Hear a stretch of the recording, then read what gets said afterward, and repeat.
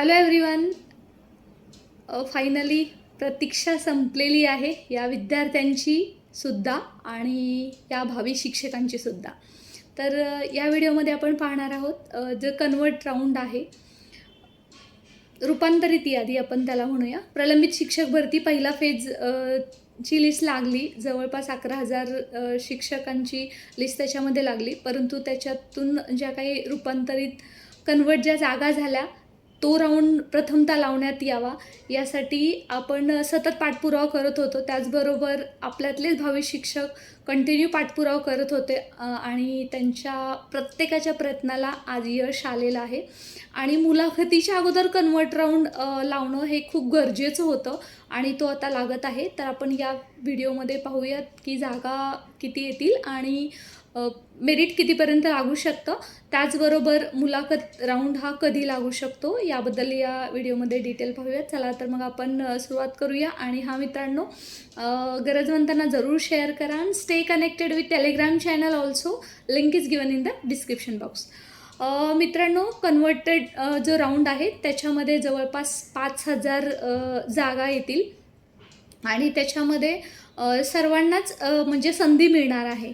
त्याच्यामध्ये माजी सैनिकांच्या जागा असतील, खेळाडूंच्या जागा असतील ज्या भरल्या गेलेल्या नाही आहेत, भूकंपग्रस्त, प्रकल्पग्रस्त, याबद्दल आपण न्यूज बुलेटिन थ्रू वेळोवेळी पाहिलेलं आहे की सर्वांनाच यामध्ये संधी मिळणार आहे. त्याच प्रवर्गातील जर उमेदवार नाही मिळाला तर सर्वसाधारण गटाला त्या जागा मात्र अवेलेबल होतील.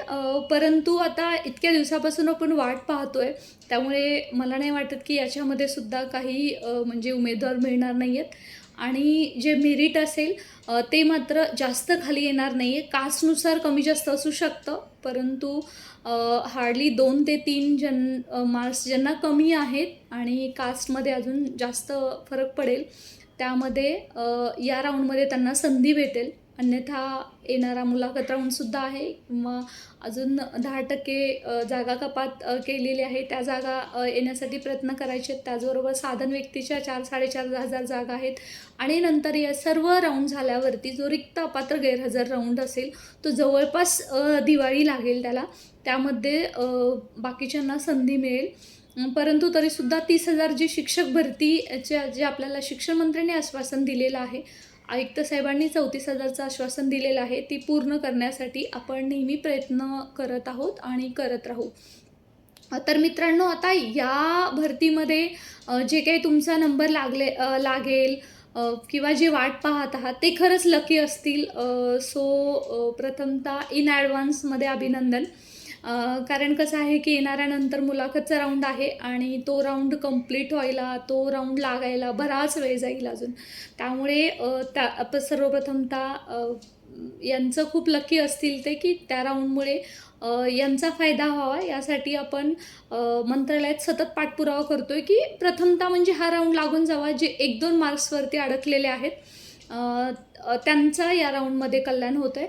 आणि आताच आपल्याला मंत्रालयातून अशी माहिती मिळते, महाजन सर असतील, मंत्रालयातील सर्व टीमचे, त्याचबरोबर पुणे आयुक्त कार्यालयातून सतत यासाठी पाठपुरावा करत आहेत. प्रशासन अधिकारी आहेत, आयुक्त साहेब आहेत, या सर्वांचे आभार, कारण ते सतत यासाठी प्रयत्न करत होते. त्याचबरोबर आपल्यातले अभियोग्यताधारक आहेत, भावी शिक्षक होणारे आहेत, काही संघटनांचे पदाधिकारी आहेत, त्यांचेसुद्धा आभार. कारण हे शिक्षक भरती एवढी सहज नाही आहे की म्हणजे असं राऊंड लागत जातील. त्यांचं एक ठराविक वेळापत्रक नसतं. म्हणजे असं एक आपण झोकून देतो, आज लागेल उद्या लागेल, आणि आपण वाट पाहतोय की अक्षरशः गेल्या वर्षी जूनमध्ये शिक्षक शाळेवरती हजर होतील असं आपल्याला सांगितलं होतं, परंतु हा जून आला 2024चा, तरीसुद्धा अजून फक्त एकच राऊंड लागलेला आहे आणि त्याच्यातले काही शिक्षक जॉईन झालेले आहेत. त्यामुळे बाकीचे राऊंडसुद्धा लवकर लागायला हवे, त्यासाठी आपण प्रयत्न करतोय. मुलाखतीच्या राऊंडबद्दल जेव्हा आपण चौकशी केलेली आहे त्याबद्दल सांगितलेलं आहे की तो राऊंड जुलै महिन्यामध्ये लागेल. तरीसुद्धा त्यासाठी आपण असं नुसतं हातावरती हात धरून वाट पाहण्यात काही अर्थ नाही आहे. कारण आपण पाहिलेलं असेल की कन्वर्ट राऊंड हा जवळपास 20-21 मेला आपल्याला निवडणूक आयोगाची परमिशन मिळाली, तरीसुद्धा जवळपास 1 महिना गेला. त्याच्यामध्ये काही टेक्निकल प्रोसेस असतील, त्यामुळे जरी वेळ लागत असला तरी मुलाखत राऊंडला असा वेळ लागू नये.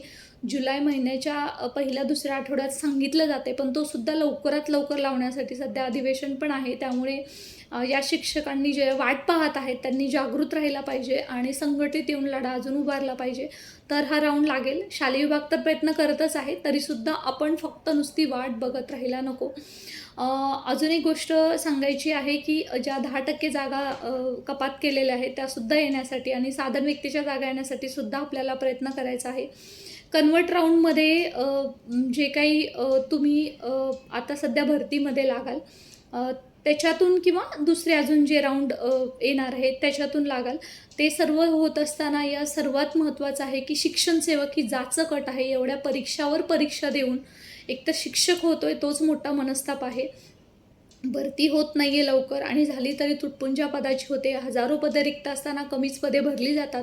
त्यामुळे शिक्षण सेवक रद्द केलं जावं यासाठी सुद्धा ऑलरेडी जे काही आता शिक्षक निवडणूक आहे त्याच्यामध्ये सुद्धा त्यांचा अजेंडा आहे आणि येणाऱ्या अधिवेशनमध्ये सुद्धा तो मुद्दा उचलण्यात यावा यासाठी आपण जे काही पॉलिटिशियन्स आहेत त्यांच्याशी आपण पाठपुरावा सुरू केलेला आहे. येणाऱ्या दिवसामध्ये तुम्हाला विधानसभेत तो मुद्दा हायलाईट केलेला नक्कीच दिसेल. तरीसुद्धा आपण सुद्धा एक आपली गरज म्हणून किंवा आपल्यानंतर जे भावी शिक्षक आहेत त्यांना याचा फायदा व्हावा आणि शिक्षण सेवक कारण तुटपुंज्या पगारावर भागत नाही आहे. जे आपण पाहतोय की पूर्व प्राथमिक आहे त्यांना 16,000, माध्यमिकला 18,000 आणि उच्च माध्यमिक 9 ते 12 शिक्षकांना एक 20,000 अशी काही आपल्याला तुटपुंजी रक्कम भेटते आणि त्याच्यामध्ये जर शहराच्या ठिकाणी असेल तर खरंच म्हणजे स्वतःचा महिन्याचा खर्च भागणं, त्याबरोबर फॅमिली असेल तर खरंच खूप अवघड परिस्थिती होऊन राहते. त्यामुळे शिक्षण सेवकही रद्द झालं पाहिजे. ह्या अधिवेशनामध्ये हा मुद्दा गाजणार आहे. तर मग चला तर मित्रांनो, आता फायनली सर्वांच्या प्रयत्नाला यश आलेलं आहे आणि फायनली NOC सुद्धा मिळालेली आहे. आयुक्त कार्यालयातून सुद्धा ग्रीन सिग्नल मिळालेला आहे आणि आता लवकरच यादी जाहीर होते. चला तर यादी जाहीर झाल्यावरती सुद्धा आपण भेटूयात आणि जे खरंच वाट पाहत आहेत जनरली महिलांना किंवा मुलींना अशी भीती आहे की आम्हाला संधी मिळेल का, की फक्त मेल कॅन्डिडेट लागेल.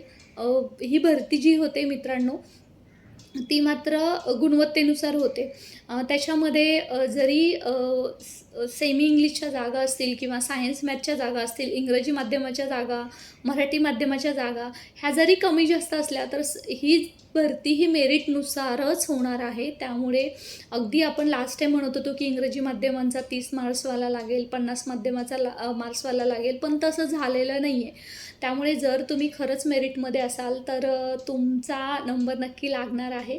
So stay connected. अजून पुढचा जे काही अपडेट्स असतील ते तुम्हाला चॅनलवरती नक्की मिळत राहतील. So thanks for watching and bye bye.